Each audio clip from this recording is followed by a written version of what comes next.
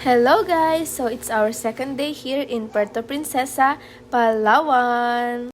Ito yung outfit natin for today. Pero syempre hindi lang yan. So may mga dala-dala pa tayong pamalit. Around 7 a.m. dumiretso na kami agad sa Honda Bay. So binook namin to kung saan namin nabook yung rent a car. Kasi mas mura doon compare sa mga nag-o-offer na iba. While inaantay namin yung food namin na dadalhin doon sa island, bumili muna kami ng pandesal para sa ipapakain sa mga fish para lumapit sila ganon. Here's our poging bebu. Naka-rash guard pa yan siya pero hindi din naman magsiswimming. Ayan, so after ilang minutes ng pag-aantay, we're ready to go! So, ang una pala naming pinuntahan na island is yung Starfish Island.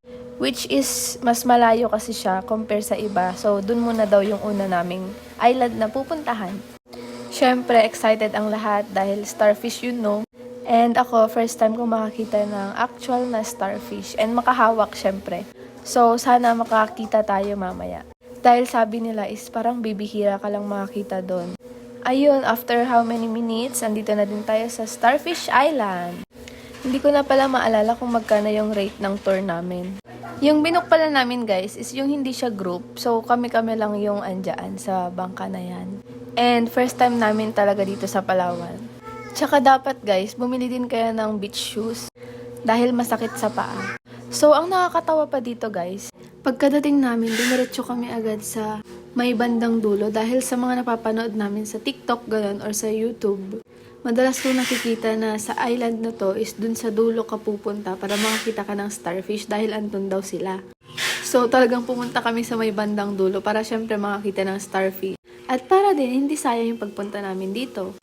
Nung nag-snorkeling na kami, wala talaga kaming makita na kahit anong starfish ganyan. Puro lang fish.